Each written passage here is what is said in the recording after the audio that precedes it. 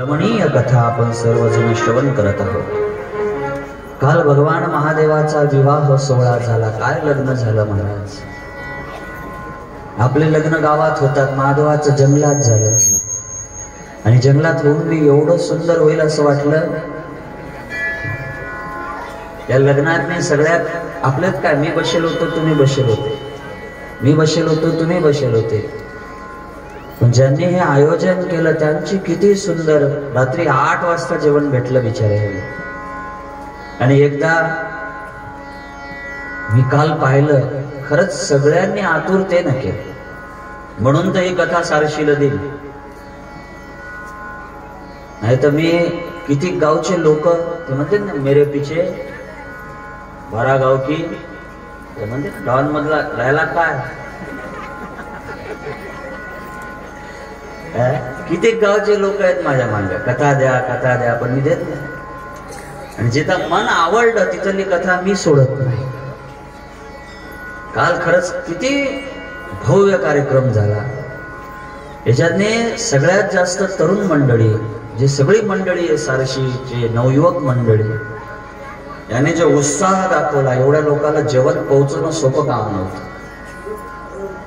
मला इथं बसल्या बसल्या कसं तरी व्हायचं, म्हणजे इतक्या लांब जेवायला नेले, प्रत्येकाला काही आलं का नाही, मी एक राऊंड मारून आलतो त्याच्या, आठवत असेल तर। भगवंताची काय दिव्य कथा। आणि याच्यात सगळ्यात जास्त मेहनत बिचाऱ्या पोळ्या टाकणाऱ्या बायाची काल झाली। जिथं 4 क्विंटल लागायचं तिथे किती लागले, येळवर 5 क्विंटलचा स्वयंपाक झाला।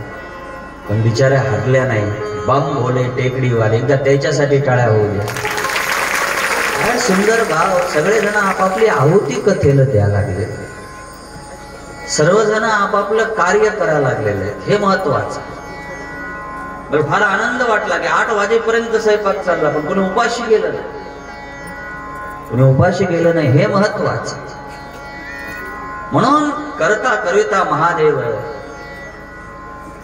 भगवंताची दिव्य कथा। वेळेवर किती माणसं येतील याची गॅरंटी नसते, तरी देखील नियोजन व्हायला लागलं, हे महत्वाचं। आणि याच्या मांग करणारा कोण आहे? हनुमान आहे। याच्या मांग करणारा महादेव आहे, आपण नाही आहे, निमित्त आपण। आपली काय अवकात आहे कथा सांगायची, आपले काय अवकात आहे कथा करायची, आपली अवकातच काय। आणि कमी पडू देणार नाही परमात्मा। व्यासपीठावरून माझे 2 शब्द सांगतो की जन जन या यज्ञात आहुती दिली, कोण मनानं दिली असेल, कोणी धनानं दिली असेल, कोण शरीरानं दिली असेल। कारण कोणाजवळ धन नसल, तन नसल, तर त्यानं शरीर दिलं पाहिजे परमार्थासाठी। मला आज बी आठवते, वाशिमला मी 9 वर्षाचं होतो आणि वाशिमच्या नामदेव मंदिरात वेदशास्त्र संपन्न बालुदेव महाराजाचं भागवत व्हायचं। मी 9व्या वर्गात 8व्या वर्गात असेल, मी माझ्या आईसोबत ते भागवत ऐकायला जायचो, 7वी 8वीत असेल। मी जेव्हा ते भागवत ऐकायला जायचो तर मग तिथं लोक वर्गणी द्यायचे, कारण यज्ञ म्हणला की वर्गणी महत्वाची। तुमच्या वर्गणीवर हे चाललेलं आहे, बरोबर आहे। गेल्या वर्षी मी आलो इथं तर मला मेनकापडाची झोपडी बांधायचं काम पडलं होतं। मी म्हणलं पोरं, पुढच्या वर्षी लोक शिलाप झाला पाहिजे, आणि त्या पोराईच्या अथांग परिश्रमाने या वर्षी 15 दिवस आधी फक्त शिलाप काढला गेला, म्हणजे 1 महिना आधी शिलाप पडला फक्त, बरोबर आहे। सगळ्या येणाऱ्या दात्याला मी म्हणतो, इथं नाही देसाल तर कुठं देसाल, पुढच्या वर्षी लोक भीती बी झाल्या पाहिजे। उद्या टाळ्या एकदा टाळ्या वाजवल्या इथं सहकार्यही करा। मी माझ्या मठासाठी मांडत नाही, मी कधी मठ आश्रम दिंडी याच्या खिलाफ माणूस होऊन। मी एका गावातून गेलो तर पुन्हा त्या गावातल्या कुणाचा नंबरही शेव ठेवत नाही, काय घेणं नाही आपल्याला। भजन करणं साधूचं काम काय, 2 टाइम जेवण करणं, भजन करणं, याच्यावरही साधूनं अपेक्षा नाही ठेवली पाहिजे। पण आज मी शिव महापुराणमधून सांगतो, इथं द्या। बरं, काल कित्येक महिला मंडळी भेटल्या, महाराज तुम्ही जे गेल्या वर्षी सांगितलं होतं की इथं ओलांडा आहे, इथं ओलांडा आहे महाराज, तुम्ही आलेले वाशिमशी, इथं ओलांडा आहे। आणि ओलांड्याला फार किंमत असते। काहीही जीवनात नाही, एखादी बाहेरची विद्या म्हणा, बाहेरचं ओलांड्यात आलं म्हणा, एखादं काही परिश्रम झाले म्हणा, एखादी काही बाहेरची विद्या आपल्यात आली म्हणा, तर ती जर ओलांडा देवाजवळ असेल तर त्याच्यातून बाहेर निघल्यानं ती काय जाते, निघून जाते। पहिले जुने लोक भाकर करून घेऊन जायचे। कशाची भाकर म्हणायची पहिले? भाजी भाकर नाही, भाजी कशाची असायची ती? आंबाड्याची भाजी न्यायचे, एक भाकर न्यायचे, पोरभर भाकर तिथं वाहायचे, असा नियम होता जुन्या लोकांना. सगळ्यांना माहिती, शिवपुराण काय सांगायचं काम. जिथं ओलांडायचे तिथं एक भाकर न्यायचे, आंबाड्याची भाजी आणि भाकर. तिथं नेऊन त्याचे 4 हिस्से करायचे. एक हिस्सा काय करायचा, तिथं वाहायचा आणि दर्शन घ्यायचं. त्या ओलांड्यातून बाहेर निघायचं, त्याला प्रदक्षिणा मारायची. 1 वेळ, 2 वेळ, 3 वेळ, 4 वेळ, 5 वेळ, काय जे असेल ते. आणि त्याच्यातून बाहेर निघल्याच्या नंतर मग काय करायचं, ती 3 कोरा भाकर खायची आणि घरी यायचं. त्याची काय जायची, इडा पिडा म्हणतो ना आपण, काही वाईट दोष असतील ते जायचे. पण इथं हनुमानजीनं ओलांडाही तयार करून ठेवला. किती चांगलं भाग्य. काल कित्येक जण सांगत, महाराज आम्ही 1 वर्षभर असा नियम केला, 1 वर्षभर आम्ही 5 शनिवार केले, आमच्या मागचं हे विघ्न गेलं, आमच्या मागचं ते विघ्न गेलं. मी गेल्या वर्षी मजाकीत म्हणलं होतं ना की 5 शनिवार निस्ती श्रद्धा ठेवून पहा हनुमानजीवर. तुम्ही सर मला कोण सांगितलं, मी म्हणलं होतं मला हनुमानजीनंच सांगितलं. हनुमानजी कुठं रिकामा आहे सांगायला. पण एक साधूचे शब्द तुम्ही पाळता हे महत्वाचं आहे. एका साधूच्या शब्दावर तुमचा विश्वास आहे हे महत्वाचं आहे. आणि मी नेहमी म्हणा लागलो, यावर्षी नेहमीशला मी कथा सांगितली. कथा सांगताना मी म्हटलं 7व्या दिवशी जर तुम्हाला काही द्या वाटलं सागर महाराजाला तर एकच वस्तू द्या की जे विश्वास सागर महाराजावर लोकायचा आहे. समजते ना, जनतेचा जे विश्वास आहे, महाराज माझ्यावर कितीक संकट आले असतील, कितीक लोकांना बदनाम्या करायचा प्रयत्न केला असेल, काय काय नाही आलं, पण जनतेनं साथ सोडला नाही याचा मला खूप अभिमान वाटते. कुठेही माझं भागवत ठेवा, मंडप कुठेही वाढवाच लागते. तुम्ही जनता, तुम्ही जनार्दना, तुम्ही सदैव माझ्या शब्दावर विश्वास ठेवला, माझ्या वाणीवर विश्वास ठेवला, माझ्या शब्दावर विश्वास ठेवला. फक्त देवाला एकच मागा, हनुमानजीला. माझ्यासाठी रोज स्वतःसाठी मागता ना, आज हनुमानजीला एवढंच सांगा की या समाजाचा जे विश्वास सागर महाराजावर आहे, कधी हे विश्वास कमी नाही पडला पाहिजे माझ्याकडून. बस जनतेचा जे विश्वास आहे. लोक काही करत नाही, भागवत झालं का डबल त्या महाराजाला विसरून जातात. काय गंध नाही म्हणतात. 7 दिवस लोक गावातल्या भागवतात बसत नाहीत. आज रानात तुम्ही एवढे या लागले. काही ठेवा ना, किती पकवानाचं जेवण ठेवा, लोक कथेला जात नाहीत. इथं येऊन दिसती भाजी भाकर खाऊन लोक चालले, किती कमाल आहे. ही श्रद्धा आहे तुमची, विश्वास आहे आणि श्रद्धा काम करत. मग पुढच्या वर्षी लोक, आता तुम्ही टाळ्या वाजवल्या, पुढच्या वर्षी लोक भीती बी, पुढच्या वर्षी मेनकापड महाराजाच्या खोलीला लावायचं काम पडलं नाही पाहिजे. पुढच्या वर्षी मी 7 दिवस राहायला आलो तर खोली झाली पाहिजे, ग्रिल सगट म्हणून द्या. आपल्या कमाईतला जर 1 लाख वर्षाचे कमवा लागले तर फक्त किती द्या, 5,000 द्या, जास्त देऊ नका. 10 लाख कमवा लागले तर किती द्या. आमचं शिवा महाराज खात जोक मारते. ते म्हणजे महाराज तुम्ही म्हणता 10% दान धर्मासाठी दिलं पाहिजे. मी स्वतः देतो, मी असं नाही म्हणत की मी देत नाही. काही काही महाराज लोक जगाले ज्ञान सांगते, बेस काऊन नाही असं सांगू आले का. नमः पार्वती पतये हर हर महादेव. तर बाप 1 लक्ष देऊन ऐका सगळे जण. जर वर्षाचे 1 लाख कमवले तर 10% कुठं दान केले पाहिजे. शिवमहापुराण सांगते, काय सांगते शिवमहापुराण, की वर्षाचे जर तुम्ही 1 लाख कमवले, तुम्ही 10% धन धर्मासाठी दान करा. तुम्ही जर रोजचे 10 रुपये कमवले तर किती बाजूला टाका, 1 रुपये. तुम्ही जर महिन्याचे 100 रुपये कमवले तर किती दान करसाल, 10 रुपये. तुम्ही जर वर्षाचे 1000 रुपये कमवले तर किती दान करसाल, 100 रुपये. तुम्ही जर वर्षाचे 10,000 कमवले तर दान किती करसाल, 1,000 रुपये. आणि तुम्ही जर वर्षाचे 1 लाख कमवले तर धर्मासाठी किती देसाल, 10,000 रुपये. दिलेच पाहिजे. तर आमचे शिवा महाराज म्हणते 10 रुपये द्या वाटतात, 100 रुपये द्या वाटतात, 1000 रुपये द्या वाटतात, पण 1 लाखाचे 10,000 नाही द्या वाटत. हे बंडल कसं मोडा. धर्मासाठी दान करत राहिलं पाहिजे. जर तुम्ही 10 लाख कमवताना वर्षाचे जर 1 लाख तुम्ही धर्मासाठी दानासाठी, कुठं भंडारा, कुठं गजानबाचा प्रगट दिन, कुठं शिवरात्र, कुठं हनुमान जन्माष्टमी, याच्यात एक दान करत, मी म्हणतो एका जागेवर दान करा, जिथं करा वाटलं तिथं करा. पण जर तुम्ही दान केलं ना तर तुमच्या मागाले 3 रोग चालले जातील. एक पहिली गोष्ट, बिमाऱ्या लागणार नाही, डॉक्टरला द्यायचं काम पडणार नाही. डॉक्टरला द्यायचं काम पडणार नाही. एक बाई, एका नवरा बिमार पडला, डॉक्टरकडे घेऊन गेली. डॉक्टरनं तपासलं. डॉक्टर म्हणे काय राव तुम्ही काय लावलं, हे जेवत ना टायमावर, झोपत ना टायमावर, अशानं किती तुमची तब्येत बिघडा लागली. बाईला आवाज दिला, बाई ए बाई इकडे, नवऱ्याला जरा समजून सांग. टायमावर जेवत जाय, टायमावर झोपत जाय. किती बिल व्हायला लागले दवाखान्याचं, किती शरीर बिघडायला लागलं. ती बाई म्हणे मी म्हणलं होतं ना टायमावर जेवत जा, डॉक्टरच्या मड्यावर पैसे घालायचं काम नाही. डॉक्टर खालीच पाहिला डॉक्टरने. एक लक्ष देऊन ऐका, डॉक्टरला द्यायचे नसतील, बिमाऱ्या कमी करायच्या असतील शरीरातल्या, धर्मासाठी दान करा. दुसरी गोष्ट काय करा, जर महाराज चोरी होणार नाही, कधी चोरीला जाणार नाही. आणि तिसरी गोष्ट काय होईल, कधी पोलीस केस कोर्टाच्या लफडे मांग लागणार नाही. 3 गोष्टींनी तुम्ही मुक्त होसाल हे शिव महापुराण सांगते. फक्त एकाग्रतेनं दान केलं पाहिजे. म्हणून हनुमानजीचा पवित्र दरबार आहे. हनुमानजीच्या पवित्र दरबारामध्ये आपण सगळेजण विराजितो.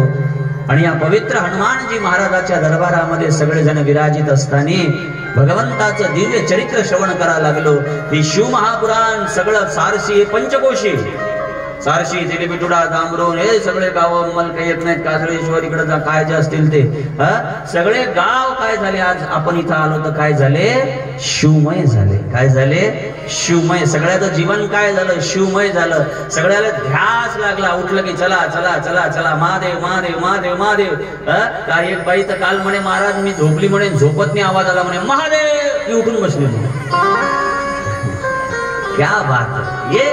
हे रस लागला पाहिजे. गावागावात शिवभजन झालं पाहिजे, गावागावात शंकर नादला पाहिजे, गावागावात भक्ती प्राप्त झाली पाहिजे. जर भक्ती प्राप्त झाली, गावागावातनी जर सुंदर भाव तयार झाला तर शिवकथेला फार महत्व आहे.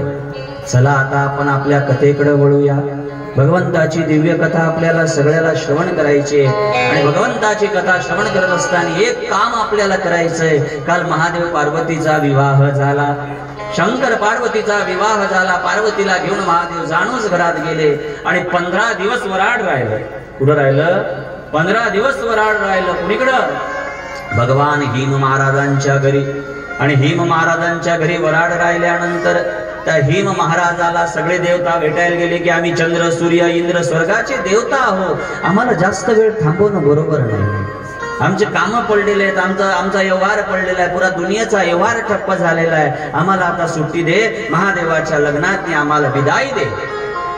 विदाईचा शब्द ऐकल्या बरोबर त्या लग्नात किती चांगली कल्पना असेल, ध्यान देऊ नाही का. तुम्ही लग्नात बँड लावता 50,000चा, डीजे लावता 1 लाखाचा, कपडे घ्यायला बसले तर 1 लाखाचे कपडे घेता का नाही, बोला ना, घेता ना कपडे. 1 लाखाचे कपडे घेता, 2-2 लाखाचे मंडप सांगता का नाही, 10-10 लाखाचे मंडप. आपण आपल्या हिशोबान धरा 2-2 लाखाचे मंडप सांगतो. मग एवढे संत, एवढे आपण सगळं लग्नामध्ये खर्च करतो, पण एक खर्च करत नाही महाराज. आपण काय, आपले जे गुरु आहेत, आपले जे सद्गुरु आहेत, आपले जे संत आहेत, आपल्याला मानणार, आपण ज्या महाराजाला मानतो त्या महाराजाला आपण बोलवतो लग्नात, बोलवतो. काय होते बरं, एक गाडी जर पाठवून दिली एखाद्या मठात, जाय बा महाराजाला घेऊन ये, आणि महाराजाला नेऊन सोड, ही गाडी, हे पैसे महाराजाला आण. त्या महाराजाला आणलं, टेजवर बसवलं, एक शाल दिली, नवरा बायको पती पत्नी जे व्हा लागले, पती पत्नी नवरदेव नवरी, त्यांना आशीर्वाद दिला. तर तुम्ही एक लक्ष देऊन ऐका, बँडवाल्याचा आशीर्वाद कधी लागला नाही, मंडपवाल्याचा आशीर्वाद कधी लागेल सांगता येणार नाही, जेवून जाणाऱ्याचा आशीर्वाद कधी लागेल जाणार नाही. पण एखाद्या साधून जर तुमच्या पोराच्या लग्नात आशीर्वाद दिला ना, तर जिंदगीभर ते आशीर्वाद कामी पडेल. जिंदगीभर हे ध्यान ठेवा, जीवनभर ते आशीर्वाद ध्यान पडल. मला आवडते लिंगायत समाज, आपल्या इकडला नाही, उमरखेड, लातूर, अहमदपूर तिकडे शिवकथा करतो ना, त्यांच्यात ती पद्धत काय, लिंगायत समाजात त्यांचे शिवलिंग शिवाचार्य टेजवर आल्याशिवाय लग्न होत नाही. आणि आपले वारकरी गादीवर बसवतात. आला एखादा वारकरी त्याला चटईवर बसवतात. किती लग्नात अपमान होते संतांचा. आहे सन्मान. एखादा भजनी आला का, बस वाजव जाय. आमचे भजनी बी असे झाले, लग्न वाजवायला घ्यायला लागले, भजने बी लग्न वाजवायला. आणि मग आमचे भजनी तबला घेऊन बसतात. मी या गोष्टीचा विरोध नाही करत. लग्नात भजन म्हणणं चांगली गोष्ट आहे, पण त्या लग्नात जर तुमच्या भजनाचा अपमान होत असेल तर हे पाप तुम्हाला भोगायला लागलं. नेहमी ध्यान ठेवलं पाहिजे, भजनात ध्यान ठेवलं पाहिजे. आपण मृदंग घेऊन बसतो, मृदंग काय चिल्लर आहे का, आपण विना घेऊन बसतो, आपण टाळ घेऊन बसतो, आणि आपण काय म्हणलेले लावून या श्रुती टाळ बसतो, शिव ब्रह्मरस मग त्या टाळाला श्रुती म्हणलेलं आहे, त्या विण्याला श्रुती म्हणलेलं आहे, त्या मृदंगाला श्रुती म्हणलेलं आहे. श्रुती म्हणजे वेद. आणि ते वेद घेऊन आपण स्टेजवर बसतो आणि एखादं पिजाडे ते बूट घालून ते करते सोन्याच्या बाशी मुचकड फोडून देतो तिथं आपण. काय महाराज लक्ष देऊन आहे का? हे हे हे भजण्यानं असे काम करू नये. पण काय करावं? आमचा एक महाराज तर भागवत सोडून गेला होता. 2 घंटे भागवत लेट म्हणलं काय झालं म्हणे महाराज 5,000 द्यायला लागले मी ऑर्गन वाजवायची. बोला ना महाराज काय झालं? आणि हे आयुष्यात तरी सागर महाराजांनी केलं नाही म्हणून लोक सागर महाराजाच्या विरोधात आहेत. समजते ना? भजनात एक लक्ष देऊन ऐका. बदलायचं काय? बदलायचं काय?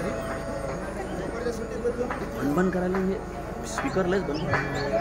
नमः पार्वती पतये हर हर महादेव. थोडं सॉफ्ट करा रोजच्या सारखं.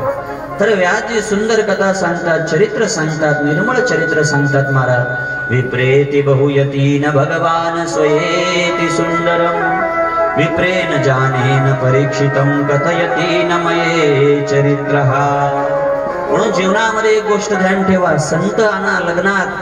तुमच्या गुरुजीसाठी एक गाडी पाठवली पाहिजे. एखादा महाराज असेल गावात त्याला घेऊन आलं पाहिजे, त्याला स्टेजवर बसवलं पाहिजे, त्याच्या अक्षिदा डोक्यावर पडल्या पाहिजे. आज बी लिंगायत समाजामध्ये पद्धत आहे की धर्मगुरु गादीवर त्याचे जे धर्मगुरु असतील शिवलिंग शिवाचार्य महाराज त्याला पहिले गादीवर बसवल्या जाते. ओढायला असं कसं तरी गणबन करायला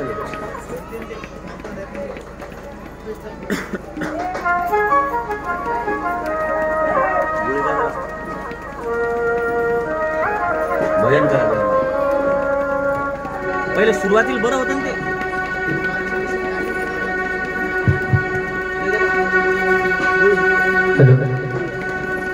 हर हर महादेव शंभो काशी विश्वनाथ गंगे. हर हर महादेव शंभो काशी विश्वनाथ गंगे. हर हर महादेव शंभो काशी विश्वनाथ गंगे. हर हर महादेव शंभो काशी विश्वनाथ गंगे. काशी विश्वनाथ गंगे. विश्वनाथ गंगे. हर हर महादेव शंभो काशी विश्वनाथ गंगे. हर हर महादेव शंभो काशी विश्वनाथ गंगे. हर हर महादेव शंभो काशी विश्वनाथ गंगे. हर हर महादेव शंभो काशी विश्वनाथ गंगे.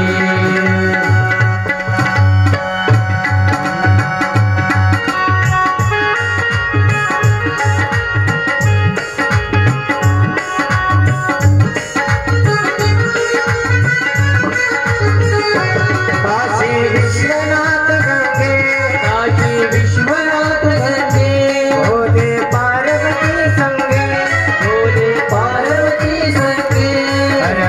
महादेव शंभो काशी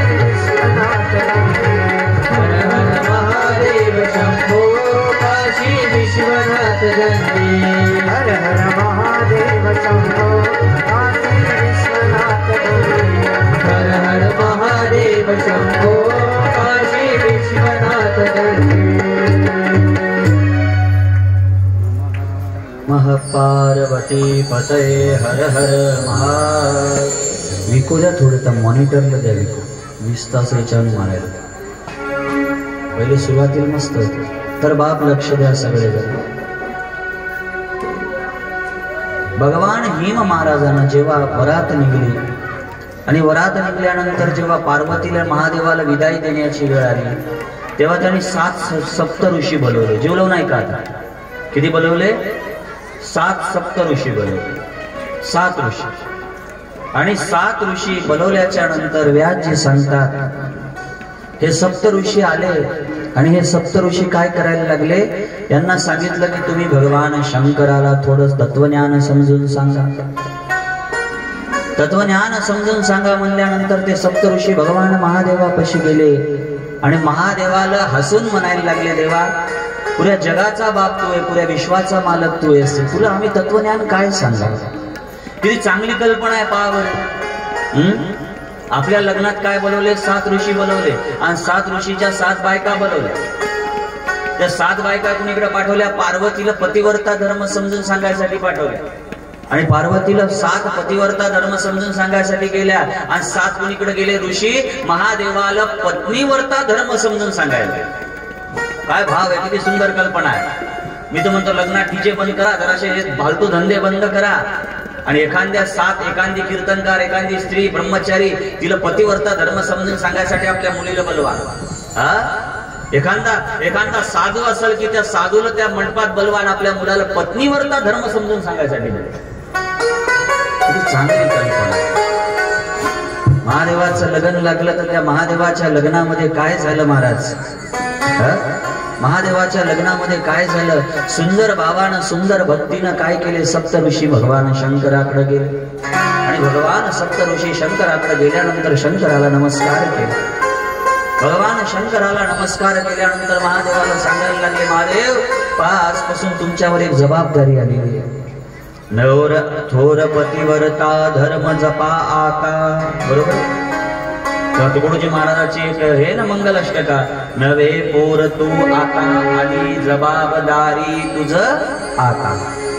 बाबा आता तू मुलगा नाही आहेस, आता एक जबाबदारी तुझ्यावर आलेली. ती जबाबदारी तुला काय करायला लागेल? पाळावी लागेल. ती जबाबदारी तुला काय करायला लागेल? सांभाळावी लागेल. याच्यानंतर ध्यान देऊन ऐका. जेवढ्याही स्त्रिया समोर दिसतील शंकर ती माय म्हणायची. एखादी स्त्री वयानं मोठी दिसली ती आई म्हणायची, वयाच्या बरोबरीची दिसली ती बहीण समजायची. आणि आपल्याहून लहान जी बाई दिसली, बा शिवमहापुराणचे श्लोक ऐका. शिवमहापुराण किती बारीक शिकवा लागलं आपल्याला, किती बारीक बोलायला लागलं. आपल्यापेक्षा वयानं जराशी मोठी स्त्री भेटली तिला काय समजा? आई समजा. आपल्या बरोबरीची भेटली महाराज तिला काय समजायचं? तर तिला महाराज आपली बहीण समजायचं. आणि आणखीन आपल्या जर महाराज लहान भेटली तर तिला काय समजायचं? आपली मुलगी समजायचं. मी तर म्हणतो ज्याला परस्त्री आई सारखी दिसते ना, ते फुल पॅन्ट शर्ट घालेल जरी असला तरी ते साधू आहे. ते साधू आहे, साधू. आणि एखादा भगवे कपडे घालून जरी त्याची नजर बैठत असेल त्याच्या कपड्याला काय किंमत आहे? त्याच्या भावाला काय किंमत आहे महाराज? त्याच्या चरित्राला काय किंमत आहे? बोला. व्यासची सुंदर कथा सांगतात की जेव्हा काय झालं ऐका ना, पतिव्रता धर्म समजून सांगायला लागले की महादेव इतक्या दिवस उन्हाळपणानं वागले, आता एक जबाबदारी तुमच्या हातात आलेली आहे. तुम्हाला आता जी स्त्री भेटलेली आहे ती स्त्री तुमच्या भक्तीमध्ये तुम्हाला मदत करणारी भेटलेली आहे. हे पतिव्रता धर्माचे नियम, पत्नीव्रता धर्माचे नियम शंकराला सांगितले. आणि शंकराला सांगितल्यानंतर सप्तगण ऋषी तिथून भजन करत नारायण नारायण करत निघून गेले. शंकराच्या जवळ गेलेले सप्त ऋषी परत आलेले पाहून जनक महाराज सुंदर अशा प्रकारे राजा हिमराजाला आनंद झाला. आणि मग त्यांना आपली पत्नी कोणाला महाराज मैना राणीला सांगितलं, आता काय करा, 7-8 स्त्रिया बोलवा. कोण कोण बोलवल्या? सावित्री, अरुंधती, शांडिल्या, शतरूपा, अनुसया, लक्ष्मी, सोज्ञा, सज्ञा, प्रज्ञा, मैना. या 7-8 स्त्रिया बोलवल्या आणि या 7-8 स्त्रियांना सांगितलं की अनुसया तू जाय आणि हे श्रद्धे तू जाय आणि काय कर तर बाप जाऊन एक पतिव्रता धर्माची शिक्षण कोणाला दे, पतिव्रता धर्माचा भाव कोणाला दे. तर पतिव्रता धर्माचा भाव, पतिव्रता धर्माची संगत कोणाला दे, तर समजणूक कोणाला दे, तर माता पार्वतीला दे. 8 अध्याय शिवमहापुराणमध्ये 8 अध्याय मी 8 मिनिटात सांगतो. फक्त महिला मंडळी जीव लावून ऐका तुम्ही. हे सगळे 8 अध्याय कोणासाठी आहे? तर हे 7 सत्यांनी गायलेले, 7 स्त्रियांनी गायलेले. आणि कोणासाठी गायलेले? तर माता पार्वतीसाठी गायलेले. म्हणून सगळे जण लक्ष द्या. पतिव्रतेचा पहिला नियम, ब्रह्म विष्णू महेश्वर जानानि देवो पति स्वयं जगतं देव विख्यातं पतिं प्रीयते नमः. या जगातली सगळ्यात मोठा देव बाईला कोणता सांगितला? त्या देवाचं नाव आहे महाराज, त्या देवाचं नाव आहे पत्नीचा सगळ्यात मोठा देव आहे, त्या देवाचं नाव आहे पती. बरोबर आहे? तुकाराम महाराजाचं प्रमाण आहे, पतिव्रता भाव, पतिव्रता भाव, तिचा पती तिचा देव. तुम्ही महादेव कुठं पहा, पत्नीच्या पतीच्या ठिकाणी पहा. विष्णू कुठं पहा, पतीच्या ठिकाणी पहा. ब्रह्मदेव कुठं पहा, पतीच्या ठिकाणी पहा. सगळ्यात पहिलं काम काय करा, पतीला देव माना. हे शिवमहापुराण सांगतात. सगळ्यात जास्त महिला ऐकायला आल्या म्हणून समजून सांगायला लागलो, लक्ष देऊन ऐका. 8 अध्याय 8 मिनिटात श्रवण करायचे आपल्याला.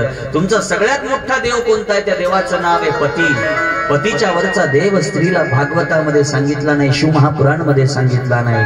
म्हणून ब्रह्म विष्णू महेश्वर जे भाव असेल ते पतिव्रतेनं पतीच्या ठिकाणी ठेवावा. आपल्या पतीला रोज नमस्कार करावा. बाया पाय पडत असतील ना रोज नवऱ्याचे, बाया म्हणत असतील त्याची कच्ची दाबा वाटते उठलं की, तुम्ही म्हणता पाया पडायचं. पतिव्रतेचा पहिला नियम काय, पतिव्रतेचा पहिला नियम आहे पतीला काय करायचं महाराज, पतीला देव मानून त्याला रोज नमस्कार करायचा. आणि पतीला देव मानून जर रोज नमस्कार केला तर काही पतिव्रतेचे नियम आहेत. पहिला नियम, पतिव्रतेनं पतीच्या आधी कधी जेवू नये.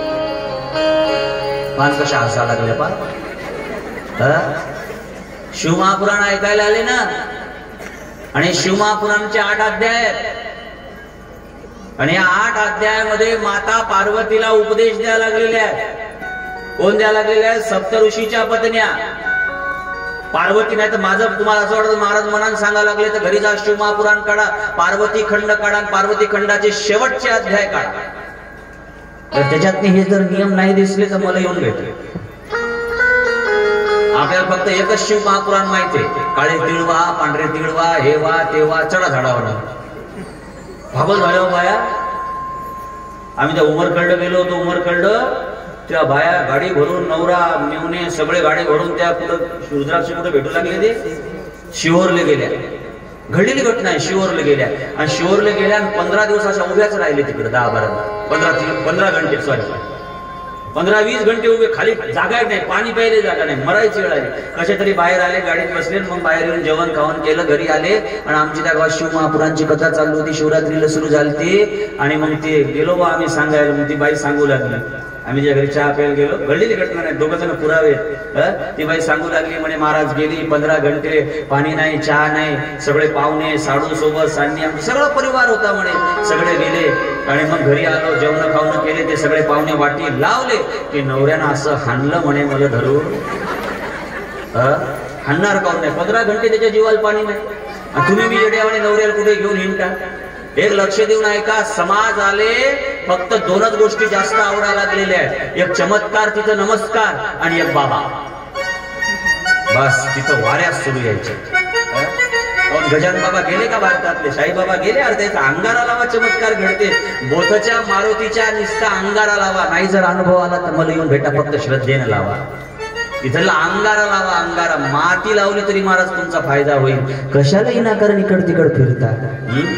समाजामध्ये अंधश्रद्धा वाढवणं शिवमहापुराणचं काम नाही, श्रद्धा वाढवणं शिवमहापुराणचं काम आहे. रुद्राक्ष कुठे सिद्ध करायला लागत असतं. रुद्राक्षाची किंमतच काय हो, 100 रुपयात एक रुद्राक्ष भेटते. तिकडे जर गेलं नेपाळले तर 30-40 रुपयात एक रुद्राक्ष भेटते. 50-60 लय झाले. पण आपल्याला जायला तेवढा खर्च लागते ना, बरोबर आहे. म्हणून रुद्राक्ष धारण करणारे ध्यान ठेवून ऐका, रुद्राक्ष कुठंच सिद्ध केल्या जात नाही. रुद्राक्ष सिद्ध करायचं असलं तर काय करायचं, त्याला गंगा जलातने बुडवायचं.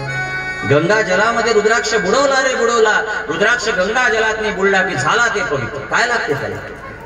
हे जेवढे रुद्राक्ष आपल्या भागात येतात ते कुठून येतात, कुठून येतात, गंगा जलातून येतात. गंगा त्याच्यावर बरसत असते. रुद्राक्ष सिद्ध असते. फक्त रुद्राक्षाला काय करायचं, त्याच्या आतली कचरा असते ना, त्याच्यासाठी जर रुद्राक्ष आपण विकत घेतला. आमच्या पोरानं आणलेले, नेपाळहून आम्ही गेलो होतो, सुंदर ओरिजिनल रुद्राक्ष आणला. 70-80 रुपयात तिथं ते रुद्राक्ष भेटले. मी म्हणलं 100 रुपये दी का. पोराला सांगितलं आपला काय धंदा नाही. पण कशासाठी की डबल एकदा एक फ्लाईट मारा आणि डबल घेऊन या. जायचं मला विमानावर जायला लागेल ना, पुन्हा जा पुन्हा घेऊन या. गीता लोकांना ओरिजिनल भेटत असेल तर जरूर द्या. पण रुद्राक्षाचा पहिला नियम, रुद्राक्ष विकत घेतला तर घरी न्यायचा, त्याला कमीत कमी महाराज खोबऱ्याच्या तेलामध्ये किंवा कोणत्याही तेलामध्ये, चमेलीच्या याच्या त्याच्या, कमीत कमी 8 दिवस भिजू द्यायचं. आणि तेल नसल, तेल असल, भाग्य असेल तुमचं, तुमच्या घरात तूप जर असेल तर कमीत कमी 15 दिवस रुद्राक्षाची माळ, ही जी माळ असते ना, ही रुद्राक्षाची माळ कमीत कमी 15 दिवस तुपातनी टाकून ठेवायची, घालायच्या. पहिला नियम काय, रुद्राक्ष धारण करायचा की कोणतेही रुद्राक्ष धारण करायच्या आधी पोरो, तुम्ही उज्जैनला गेले, नेपाळला गेले, हरिद्वारला गेले, रुद्राक्ष तिकडे ओरिजिनल भेटतात, सस्त्यात भेटतात एकदम. तर रुद्राक्षाची माळ जर आणली तर कमीत कमी ती घरी आल्याच्या नंतर त्याला लाल रंग मारेल असतात. काही काही रुद्राक्षाला काय असते, आमच्या जवळचे त्याला लाल रंग मारेल नाही, पण जे काही काही लोक काय करतात, त्याची पॉलिश दिसायसाठी त्याला डुप्लिकेट रुद्राक्षाला लाल कलर मारतात किंवा ओरिजिनल रुद्राक्षाला मारतात, तर ते कलर हानिकारक असते. बरोबर आहे. म्हणून आपल्या घरी रुद्राक्ष आणला तर पहिले काम काय करायचं की ते रुद्राक्षाची माळ कमीत कमी 8 दिवस पाण्यात भिजू घालायची. बरोबर आहे. पाण्यात भिजू घातली की मग 8 दिवस कशात भिजू घालायची, तुपात भिजू घालायची. आणि मग तुपात भिजू घातल्यानंतर गरम पाणी करायचं, त्याच्यात थोडी उकळून घ्यायची ती माळ. जास्त गरम पाण्यात नाही, नॉर्मल गरम पाण्यात याला तूप बाहेर निघल, त्याच्यातला जे आतनी या रुद्राक्षाला खड्डे असतात त्याच्यातला आतला कचरा बाहेर निघते. आणि मग ते रुद्राक्ष काय करायचे, चमेलीचं तेल किंवा आपण लावतो कोणतंही तेल घ्या, त्यानं त्या रुद्राक्षाला मालिश करायची. नंतर शिवरात्र पाहायची, सोमवार पाहायचा, किंवा महाराज काही नसलं तरी संध्याकाळच्या वेळेला गळ्यात रुद्राक्षाची माळ घालायची. कोणत्या वेळेस, दिवसा नाही घालायची, कधीच नाही. महादेवाचा सोमवार पाहायचा, शिवरात्र पाहायची. आणि या दिवशी सूर्य मावळत असताना काय करायचं, पहिले त्या रुद्राक्षाचं पूजन करायचं. बरोबर आहे. आणि पूजन केल्याच्या नंतर भगवान महादेवाला नमस्कार करायचा आणि महादेवाला विनंती करायची की महादेव, मी आजपासून तुझ्या नावाचा एक रुद्राक्ष धारण करायला लागली. आणि एक लक्ष द्या, रुद्राक्ष धारण करणं म्हणजे काय, रुद्राक्ष धारण करणं म्हणजे तुमचं लग्न झालं, लग्न झाल्यानंतर महिला मंडळी काय करतात, त्या पतीच्या नावानं कुंकू लावतात आणि त्या नवऱ्याच्या नावानं कुंकू लावतात आणि त्या नवऱ्याच्या नावानं गळ्यात काय घालतात, मंगळसूत्र घालतात. आणि केव्हा तरी आता आला ते सण 14 तारखेला, 15 तारखेला वाटते यावर्षी, 15 तारखेला त्या नवऱ्याचं काय घेतात, नाव घेतात का नाही. मग आता इथे बसणारे सगळे माणसं आहे का, तिनं आपल्या नावाचं कुंकू लावलं आणि तिनं आपल्या नावाचं मंगळसूत्र घातलं आणि ती आवस पूर्वले एखाद्या सक्रातीला आपलं नाव घेते, म्हणून तिला जिंदगीभर कोणाला सांभाळा लागते. बोलत जा हो माणसं, जिंदगीभर त्या बाईला कोणाला सांभाळा लागते बाबा, आपल्याला सांभाळा लागते का नाही. तिनं आपल्या नावाचं मंगळसूत्र घातलं, तिनं आपल्या नावाचं कुंकू लावलं, तिनं आपल्या नावाचं काय केलं, नाव घेतलं. मग एक लक्ष देऊन ऐका, इथं बसणारे जरा जीव लावून ऐका, शिव महापुराण ऐकणारे. जर महाराज तुम्ही मंगळसूत्र घातलं, कुंकू लावलं, त्याचं नाव घेतलं, तर हा सामान्य देहाचा नवरा तुम्हाला सांभाळते. तुम्ही जर माझ्या महादेवाच्या नावानं रुद्राक्ष घातला, तुम्ही माझ्या महादेवाच्या नावानं 3 रेषा ओढल्या, त्याच्या नावानं भस्म लावलं, त्याच्या नावानं गळ्यात रुद्राक्ष घातला आणि जीवनभर जर महादेवाचं नाव जपलं तर जिंदगीभर तुम्हाला महादेव सांभाळल, जिंदगीभर महादेव सांभाळल, जिंदगीभर. रुद्राक्ष घालणं म्हणजे एवढी चिल्लर वस्तू नाहीये. जीवन तुम्ही शंकराला अर्पण करायला लागले, तुम्ही महादेवाचे झाले. तुळशीची माळ घालणं म्हणजे तुम्ही विठ्ठलाचे झाले, तुम्ही पांडुरंगाचे झाले. त्याच्या नावाचा भुक्का लावला म्हणजे तुम्ही त्याचे झाले. आता तुम्हाला टेन्शन नाही महाराज. रुद्राक्ष घालताना संध्याकाळी घालायचे, प्रदोष, समजलं ना. पहिले रुद्राक्ष 8 दिवस जर पालिशचे असतील तर 8 दिवस कशात भिजू घालायचे, पाण्यात. त्याचा रंग गेला पाहिजे, बरसनं थोडं घासून घ्यायचं. त्याच्यानंतर त्याला 8 दिवस कशात नाही ठेवायचं, कशात ठेवायचं, तुपात ठेवायचं. 8-12 दिवस तुपात भिजू द्यायचं चांगलं. आणि तुपात भिजल्याच्या नंतर मग 16व्या दिवशी त्याला काय करायचं, गरम पाण्यात थोडं उकळून घ्यायचं.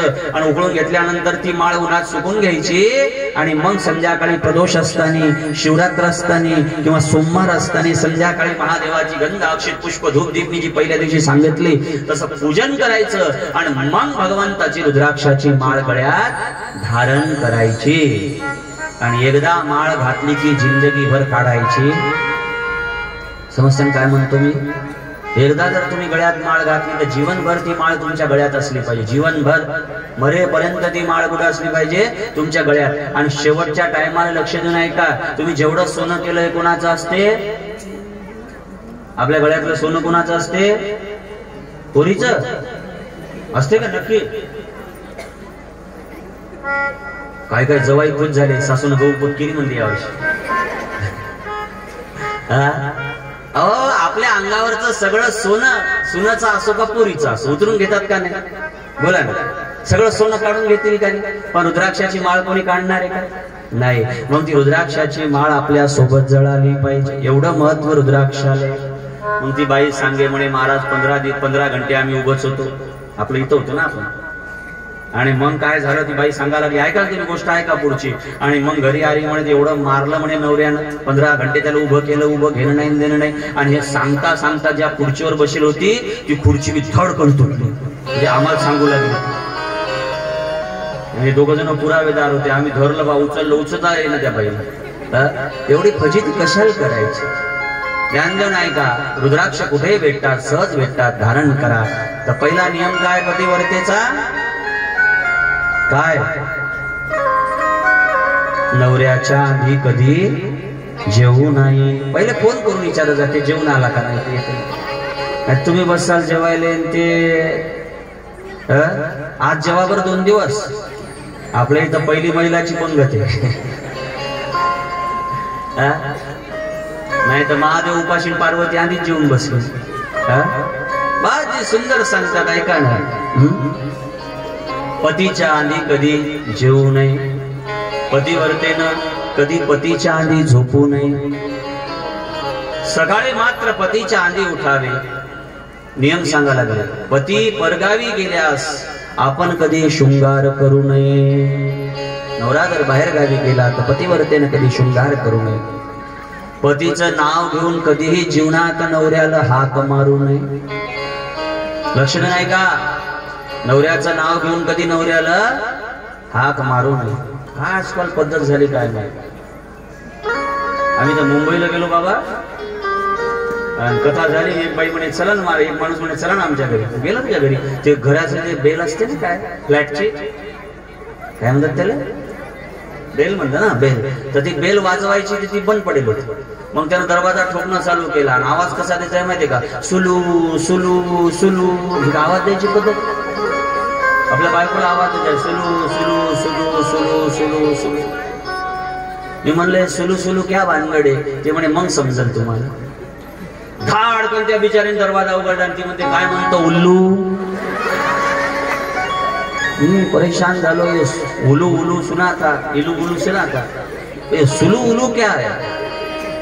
पण मी काहीच बोललो नाही. चहा पाणी घेतला, मस्त 500ची नोट घेतली, खिशात टाकली. निघायच्या टायमाला म्हणलं साहेब एक विचारू का? म्हणलं काय?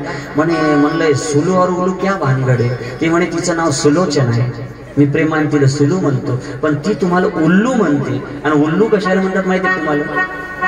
माहिती नाही? मग ती तुम्हाला उल्लू म्हणते आणि तुम्ही हसायला लागले. नाही म्हणे माझं नाव उल्हास राहावे. ती प्रेमानं उल्लू म्हणते. म्हणलं पुतळे बांधावं तुमच्या दोघांचे, चौकात बांधावं, खाली लिहावं सुलू उलू. पतीचं नाव घेऊन कधीही पतिव्रतेनं पतीला हाक मारू नये. लक्ष देऊन ऐका सगळेजण आजचे नियम. पतिव्रतेचे काही नियम सांगितले शिवमहापुराणमध्ये, श्रवण करा. फक्त माझी सांगण्याची शैली गमतीदार आहे म्हणून तुम्ही रिक्स घ्या या कथेची. थोडं सिरियसली घ्या. हे नियम कोणासाठी सांगितले महादेवानं, हे चरित्र महादेवानं कोणासाठी केलं, हे चरित्र शंकरानं कोणासाठी केलं? आपल्यासाठी केलेलं आहे. म्हणून लक्ष देऊन ऐका. विंदस्तु तेन मनयस्ततेन भावेन पतिदुरस्तया. पतीला कधी दुरुत्तरे देऊ नये. पतीला कधी दुरुत्तर म्हणजे वाईट बोलणं कधी पतीला नाही दिलं पाहिजे, दुरुत्तर नाही दिलं पाहिजे. त्याच्यावर कधी रागावू नये. नवऱ्यावर कधी रागावू नये. श्री शिवमहापुराण सांगते त्याने हाक मारताच हातातली कामे सोडून जावे. काय हसा लागल्या बाया. त्याला वाटलं हे सगळ्यात जास्त खुश तर नवरे झाले ना, आता असं पाहिजे शिवमहापुराण. आता तू फक्त घरी ये, तू फक्त पाळत का नाही मी पाहतो शिवमहापुराण. काय सांगायला लागलं शिवमहापुराण? लक्ष द्या. एका गावात मी पतिव्रता धर्म सांगितला. पतिव्रता धर्म सांगितल्यानंतर ती बाई माझ्याकडे आली आणि ती बाई मला म्हणायला लागली, म्हणे महाराज तुम्ही पतिव्रता धर्म लय चांगला सांगितला, पण पहिल्या काळात पती बी तसेच होते, त्याची पूजा केल्या जायची. आताच्या नवऱ्याला 10 फुटाचा रोड कमी पडायला लागला. आणि अशाची काय पूजा करा? ते चुकीने बी शब्द वापरू नका. शिवमहापुराण मध्ये 8 सतीचं चरित्र येते. किती चरित्र? 8 सतीचं चरित्र येते. त्याच्यातली एक सती आहे मा शांडिल्या. माहिती तुम्हाला शांडिल्याची कथा? ऐकली कधी? नसेल ऐकली. कोण काल सांगणार? मी सांगतो, ऐका 20 मिनिटात. मा शांडिल्या मातेचा नवरा आणि शांडिल्या माता एका गावात राहत होते. एवढा पतिवर्ता धर्म पाळायची शांडिल्या, एवढा पतिवर्ता धर्म पाळायची की पती तिचा देव, बस दुसरा देव तिला माहित नव्हता.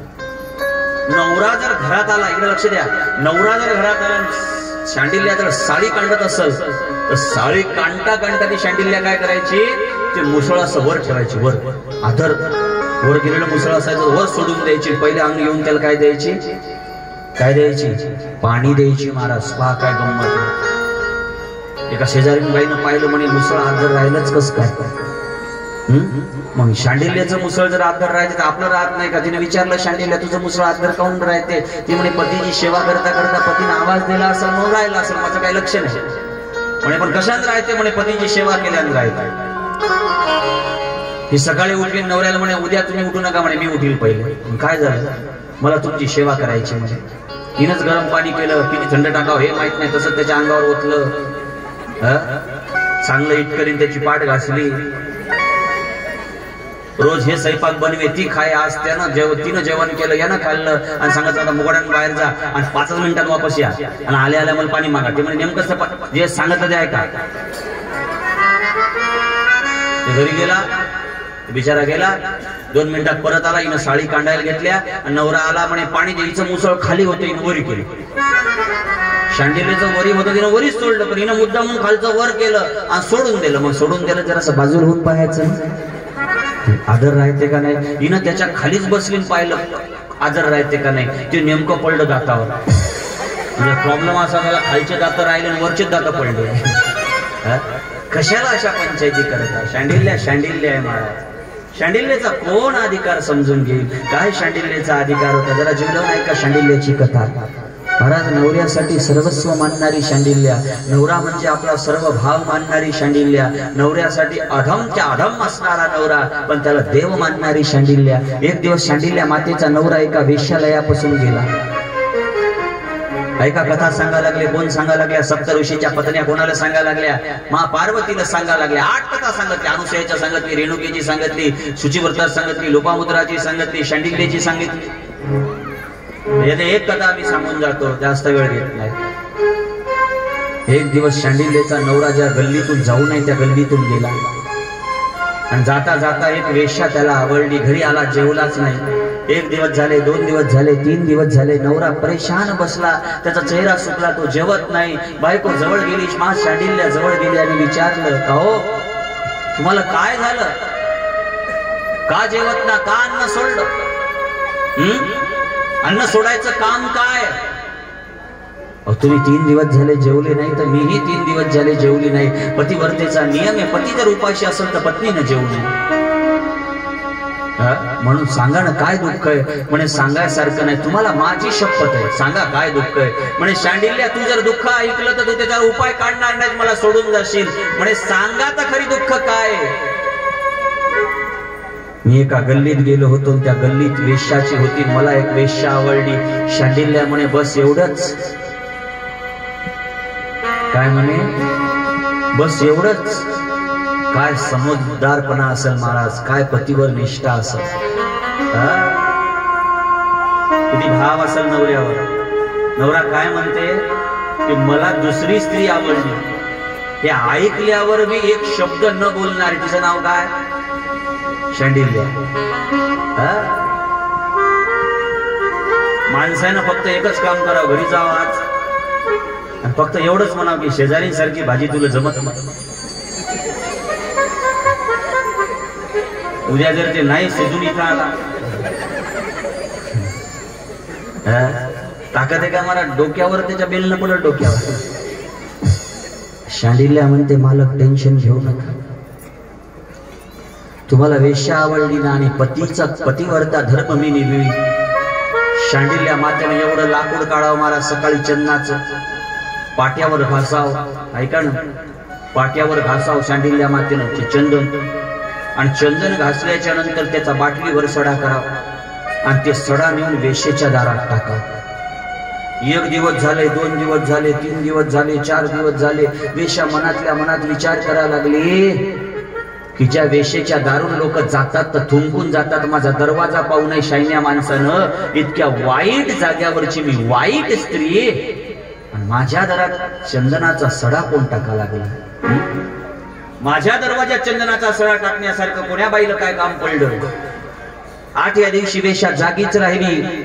सकाळचे 4 वाजले. वेश्येनं पाहिलं गावातली प्रतिष्ठित, जिला लोक देव समजतात महाराज, अशी शांडिल्य माता माझ्या दारात सडा टाका लागली. वेश्या धावत आली, पाय धरले. माय, माझ्यासारख्या अपवित्र बाईच्या अंगणामध्ये सडा टाकण्यासारखे तुला काय काय वेळ आली सांगत खरी? जिचं नाव लोक देवी म्हणून घेतात, जिला पतिव्रतेतली शिरोमणी म्हणतात, तू मा शांडिल्या आणि तू माझ्या दारात चंदनाचा सडा टाकत, काय एवढी परिस्थिती काय खराब आली? तिनं सांगितलं शांडिल्येनं, म्हणे माझ्या नवऱ्याला तू आवडली. वेश्येनं डोक्याला हात लावला. अगं येडे, आमच्या दारात नवरा येऊ नये म्हणून मी फारकती घेणाऱ्या बाया पाहिल्या, पण आमच्या दारात नवरा आणून घालण्यासाठी चंदनाचा सडा टाकणारी एक शांडिल्य आहे. ध्यान देऊन ऐका, या जगात फक्त एक शांडिल्य झाली, एक शांडिल्य. सांगितलं दे धाडून तुझ्या पतीला उद्या आमच्या घरी. महाराज नवऱ्याचा सगळा पैसा नवऱ्याच्या हातात दिला, नवऱ्याची जमीन नवऱ्याच्या हातात दिली, नवऱ्याचं घर नवऱ्याच्या हातात दिलं. सांगितलं माल नवऱ्यानं, अगं राय ना घरात. सांगितलं मालक तुम्ही मला सोडलं, तुम्ही सोडलं म्हणल्यावर तुमच्या संपत्तीवर माझा अधिकार नाही. काय अधिकार? तुम्ही मला सोडलं म्हणल्यावर तुमच्या संपत्तीवर मला अधिकार नाही. घरातली फक्त पांढरी साडी नेसली, डोक्याला भस्म लावलं, एक छोटस शिवलिंग होतं हातात, ते शिवलिंग हातात घेतलं आणि शिवलिंग हातात घेऊन माता शांडिल्या घराच्या बाहेर निघली. घरावर बेलपत्र ठेवलं. गावाच्या बाहेर शांडिल्य आली, झोपडी बांधली, त्या झोपडीमध्ये शिवलिंग ठेवलं आणि 24 तास महादेवाचं भजन करत कोण बसली दादा? मा शांडिल्या बसली, मा शांडिल्या बसली, मा शांडिल्या बसली. इकडं नवरा त्या वेश्येच्या घरातनी 15 वर्ष राहिला, 15 वर्ष. आणि 15 वर्ष नवरा राहिल्याच्या नंतर त्या 15 वर्षातली त्या नवऱ्याला काय झाली? रगतपिती झाली. तुका म्हणे पापी येती रोगाची या.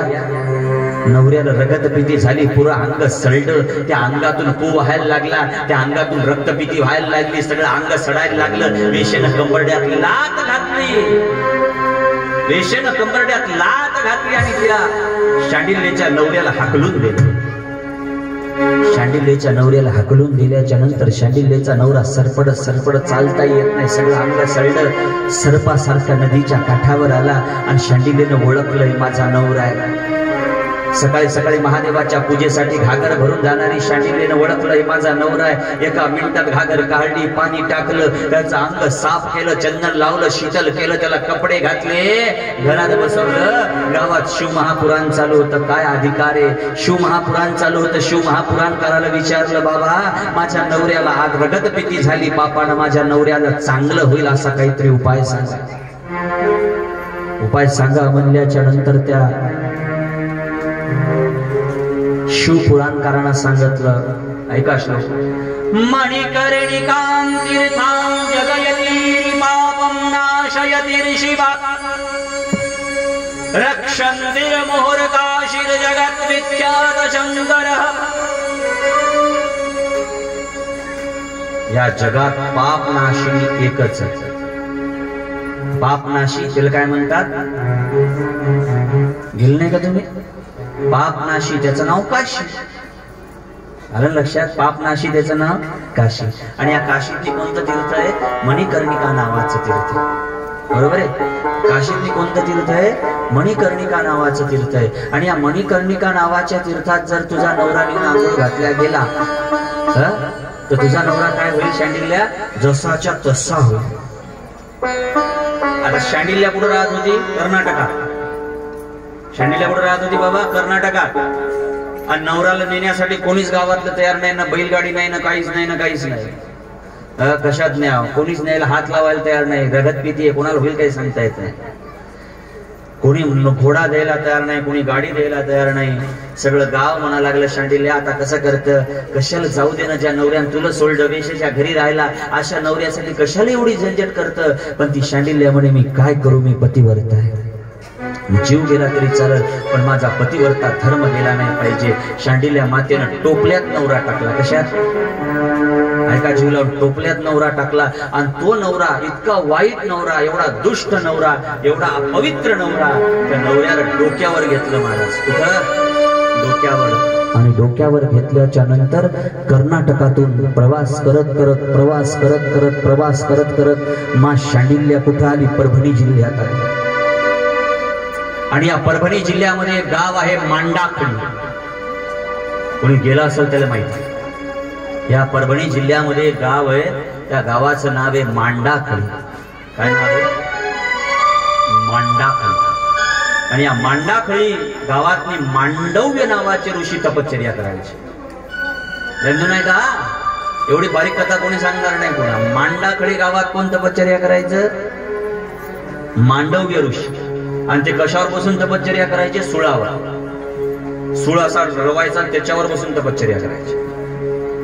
सूर्यास्त मावळला की सुळावर जाऊन बसायचे, आणि सूर्य उगवेपर्यंत सुळावर बसायचे. संध्याकाळी खाली, सकाळी सूर्य उगवला की खाली उतरायचे, पुन्हा सूर्य मावळला की वर जाऊन बसायचे सुळावर. आता सुळावर बसला मांडव्य ऋषी, आणि तेवढ्यात ही शांडिल्य चालली अर्ध्या रात्री नवरा घेऊन प्रवासीचा चालूच. तेवढ्यामध्ये काय झालं जरा जिवलं नाही का? त्या मांडव्य ऋषीला लागला धक्का.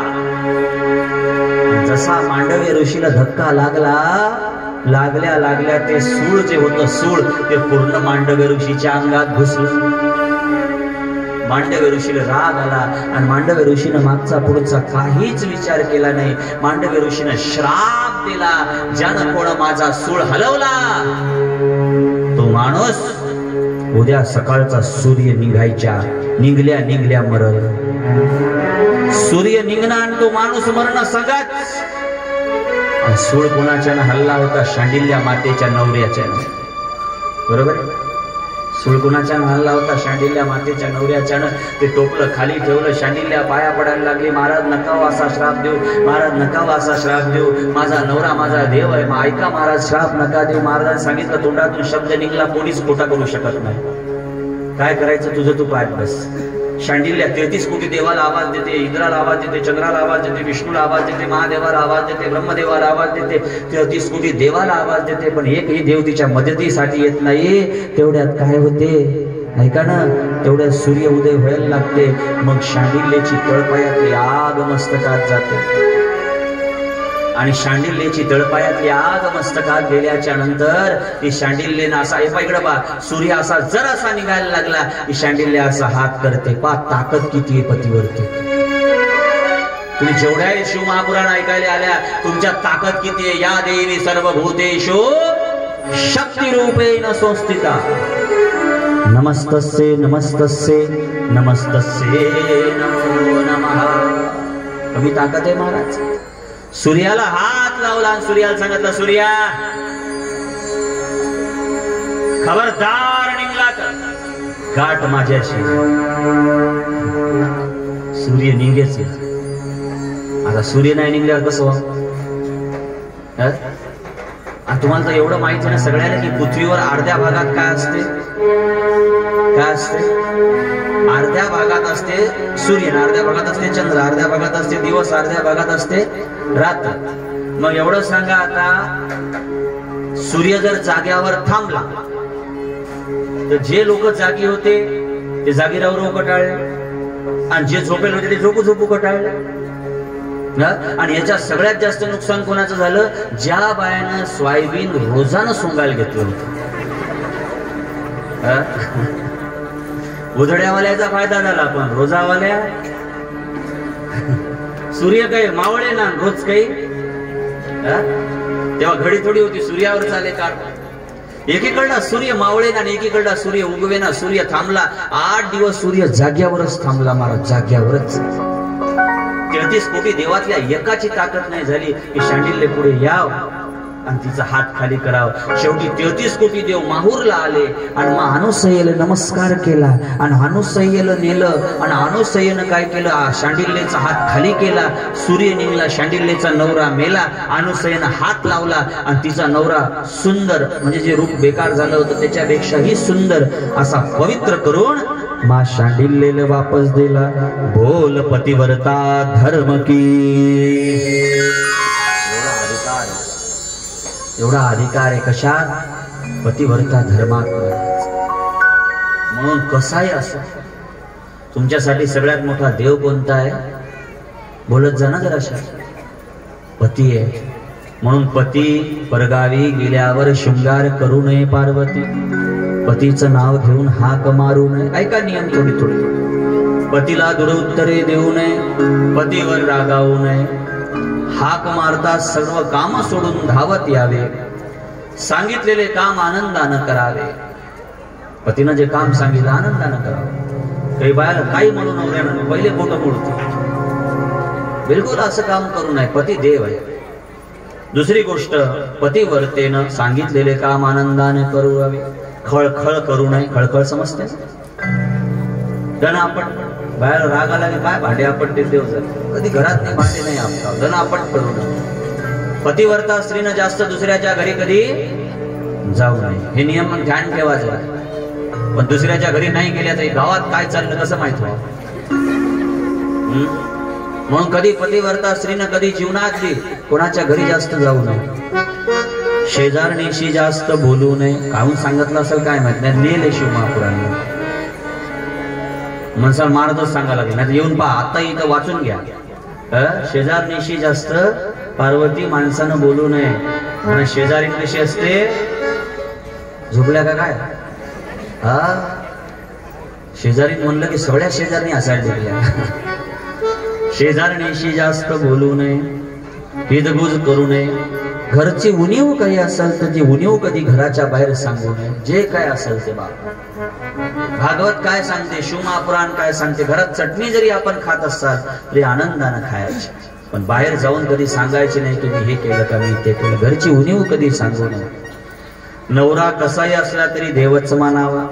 पतीची आज्ञा असली तर व्रत करावे. पुन्हा ध्यान ठेवून ऐका जराशे. पाशुपती व्रत करणारे, 16 सोमवार करणारे, कोकिळा व्रत करणारे, जर पतीची जर त्या व्रतामध्ये जर आपसोय होत असेल, पतीचा सेवा धर्म जर कमी पडत असेल तर असं व्रत करू नये. शिवमहापुराण सांगते. मागे कोकिळाचा व्रत आला तर बाया सकाळी उठल्या की कोकिळाचा आवाज ऐकायला जायचा. आणि मग हे कावळा नाही, कोकिळेचा नवरा कोणता असतो? हे सकाळीच उठायचं आणि तिला फोन लावायचा. आला का आवाज? ती म्हणे नाही आला आवाज. मग जेवणाचं कसं आहे? पोहे करून खा. आमच्या वाशिमच्या नवऱ्यानं 15 दिवसात पोहे खाऊ त्याचे वजन कमी झाले. की उठले की कोकिळाचा आवाज ऐकायला, उठले की कोकिळाचा आवाज ऐकायला. असे काम करू नका. व्रत करा महाराज, व्रत कोणतंही करा, पण पतीची अपसोय होईल, पतीच्या सेवेत काहीतरी कमतरता होईल असं व्रत करू नका. हे शिवमहापुराण सांगते. मला एवढं सांगा बसणारे, एवढं सांगा मला इथं बसणारे सगळे जण जीव लावून ऐकायला लागले. मला एवढं सांगा, जिजाबाईनं कधी जीवनामध्ये व्रत केलं तर? महाराज, या जगामध्ये 2 जिजामाता झालेल्या आहेत. एक राष्ट्रमाता जिजाऊ आणि दुसरी तुकोबारायाची आवली जिजाऊ. एक राष्ट्रमाता जिजाऊ झाली, एक तुकोबारायाची पत्नी आवली जिजामाता झाली. या समाजामध्ये महाराष्ट्रामध्ये 2 जिजाबाई झाल्या, तशा जिजाबाई भरपूर असतील, पण 2 जिजाबाई झाल्या जिनं एका जिजाबाईनं समाजासाठी आपला नवरा दान केला आणि एका जिजाबाईनं समाजासाठी काय दान केला तर आपला मुलगा दान केला. काय जिजाबाई होती? जिजाबाईनं जीवनात व्रत केलं नाही, जीवनात. पण जिजाबाईने एक नियम केला, नवरा जेवल्याशिवाय केव्हा जेवली नाही. समजते ना? आणि नवऱ्याला जीव घालण्याच्या आधी कोणाला जीव घालला लागत आहे? विठ्ठलाला. बरोबर आहे? नवऱ्याला जीव घालण्याच्या आधी कोणाला जीव घालला लागत आहे? विठ्ठलाला. म्हणून तुकाराम महाराज असले तर विठ्ठलाला प्रेमानं नेऊन निवत दाखवायची, आणि जर तुकोबाराय घरी नसले ना तर दणकन ताट मांडायची देवासमोर, म्हणायची गिळा गिळा गिळा, आमचं वावर गिळलं, संपत्ती गिळली, सुख गिळलं, आता निवेद गिळा. काय जिजाबाईची भाषा होती. जीवनभर जिजाबाईनं देवाला काय दिल्या? ऐका ऐका, पतिव्रता धर्म ऐका. जीवनभर जिजाबाईनं काय केल्या? शिवा दिल्या, मला शिवा दिल्या. कोणाला? देवाला. जीवनभर काळ्या शिवा बोलली नाही. पण एक दिवस 13 दिवस झाले, ऐका जीवलं, 13 दिवस झाले आणि 13 दिवस झाले तुकोबाराय गायब झाले. तुकोबाराय घरातच नाही. जिजाबाई 13 दिवस जेवत नाही आणि जिजाबाई 13 दिवस जेवत नाही. 13व्या दिवशी पता लागते की कुठं गेले असतील, काय गेले असतील. याचा पता करण्यासाठी जिजाबाई काय करते? घरातले 4-5 घर मागून आणते. 5 काय करते? घर मागून आणते. 5 भाकरी करते महाराज आणि 5 भाकरी केल्यानंतर त्या भाकरी टोपल्यात टाकते. ते टोपलं डोक्यावर घेते आणि जिजाबाई निघते महाराज कोणासाठी? नवऱ्याची वाट पाहत. या पहिले घोरदर नावाचा डोंगर, नंतर भामचंद्र नावाचा डोंगर आणि 2 डोंगर ओलांडल्याच्या नंतर येते भंडारा माळ. 2 डोंगर ओलांडले आणि 3रा डोंगर लागलं. त्या डोंगराचं नाव होतं भंडारा माळ. आणि त्या भंडारा माळावर जिजाबाई चढायला लागली. चढता चढता तिकडं पिसाळ्या बाबळी येतात. एवढाले काटे असतात 3-3 इंचाचे. जिजाबाईनं असा सरळ काटा होता. जिजाबाईनं पाय ठेवला आणि गचकन काटा जिजाबाईच्या घुसला. जिजाबाईच्या पायात घुसला. जिजाबाई 13 दिवसाची उपाशी होती. नवरा जेवला नाही तर जिजाबाई जेवल का? जिजाबाई जेवल का? बोला. जिजाबाई जेवली नाही. 13 दिवस झाले जिजाबाईच्या पोटात अन्न नाही. जिजाबाई धनकन जमिनीवर पडली आणि धनकन जमिनीवर पडलेल्या जिजाबाईला अंधारी आली. जिजाबाई जमिनीवर पडली. काटा पायात घुसला. टोपलं पडलं.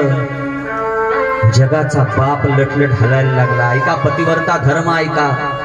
जगाचा बाप लटलट हलायला लागला. विटेवर लटलट हलायला लागला.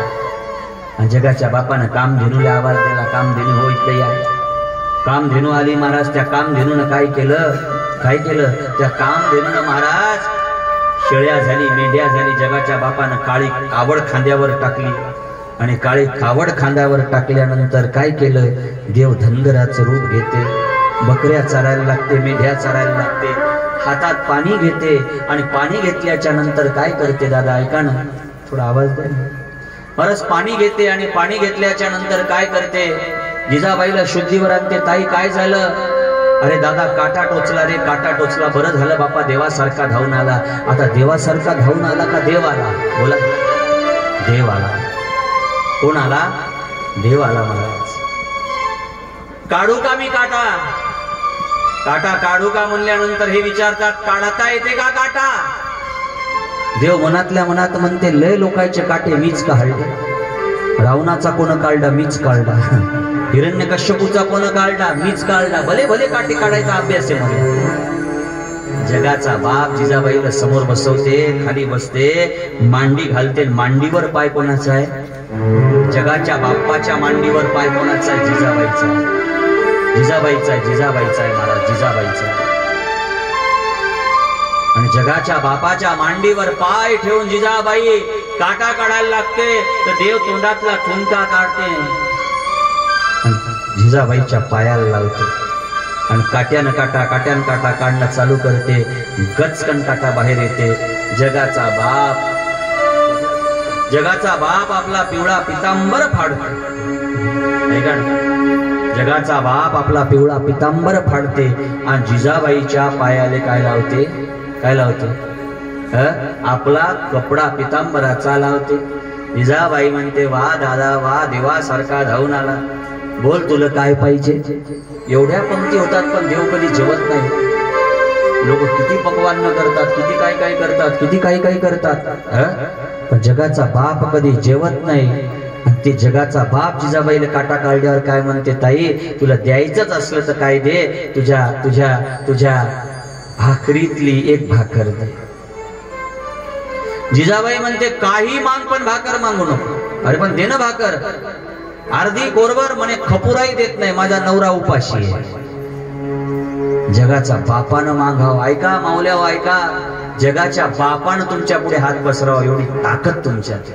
तो का म्हणे पतिव्रता, तो का म्हणे पतिव्रता, तो का म्हणे पतिव्रता, तो का म्हणे पतिव्रता. तिची देवा बनी तिचे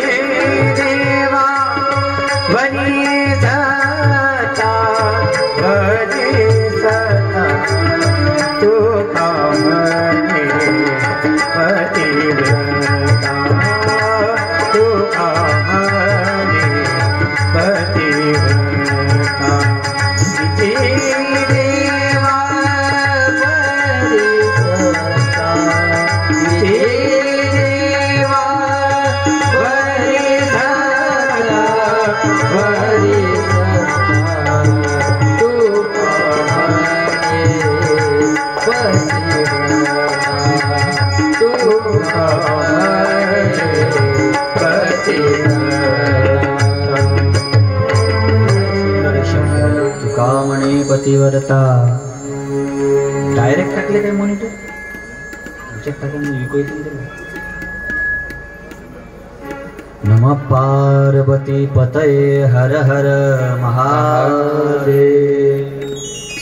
व्याज सुंदर कथा सांगतात, लक्ष देऊन ऐका महाराज, ध्यान द्या. जगाचा बाप म्हणते आई दे ना भाकर, जिजाबाई म्हणते खपुरा सुद्धा देत नाही. खपुरा. जगाचा बाप म्हणते आई दे ना भाकर, जिजाबाई म्हणते खपुरा देत नाही. माझा नवरा उपाशी, मग काय देऊ शकतस? काय म्हणते जगाचा बाप, काय देऊ शकतात? तर जिजाबाई म्हणते आशीर्वाद देऊ शकतो. आशीर्वाद कोणाले? जागियानं सगळे कोणाले? जगाच्या बापाला. लहान ताकद पतिवर्ते. काय सुंदर प्रमाण म्हणलं तुका म्हणे, पतिवर्ता तिची देवावर ही सत्ता. काय अधिकार असेल महाराज, अधिकार असेल, काय भाव असेल, काय श्रद्धा असेल, विचार करा 2 मिनिट. ताई काय म्हणते? आशीर्वाद देता म्हणे. हो दे. मग जिजाबाई का सरळ बोले का? मग तिथून पडतात का म्हणे आशीर्वाद? पड पाय. कोणाला म्हणते? कोणाला म्हणते? झोपले का काय? देवाला पड पाया. आणि जगाचा बाप पाया पडते आणि जिजाबाई आशीर्वाद देते. ज्याच्या दर्शनाला 4-4 घंटे लागतात, ज्याच्या दर्शनाला आषाढीला गेलं तर 24-24 घंटे लागतात, तो जगाचा बाप पाया पडते आणि जिजाबाई आशीर्वाद देते. ही ताकद पतीवर देते. समजलं ना? लक्षात आलं ना? ताकद किती आहे पतिवर्तेत? ही ताकद पतिवर. पतिवर्ता धर्म पाळा. माता पार्वतीला सप्तऋषीच्या पत्न्या सांगायला लागल्या, नवरा आज्ञा असेल तर व्रत करावं, नाही तर व्रतही करू नये. ऋतू प्राप्त झाल्या असता एकांती राहावे, पतीला शिवरूप मानावे, पतीशी कधी खोटा बोलू नये, त्याची निंदा करू नये, घरातल्या पतीला प्रिय असणाऱ्या माणसाला कधी त्रास देऊ नये. आणि हे जर पतिव्रता धर्म पार्वती तू प्राप्त केला, मान्य केला, या जगात सगळ्यात जास्त नाव कोणाचं होईल? तुझं होईल. असा आशीर्वाद दिला. आणि असा आशीर्वाद दिल्यानंतर पतिव्रता धर्म इथं पूर्ण झाला. नमः पार्वती पतये हर हर महादेव. पार्वतीची विदाई, कार्तिक स्वामीचा जन्म, गणपती बाप्पाचा जन्म थोडक्यात आपल्याला श्रवण करायचं. हे चरित्र आपण श्रवण करू, पण 20 मिनिटा नंतर. 1 मिनिट भजन करा. नमः शिवाय, ओम नमः शिवाय, हर हर बोल.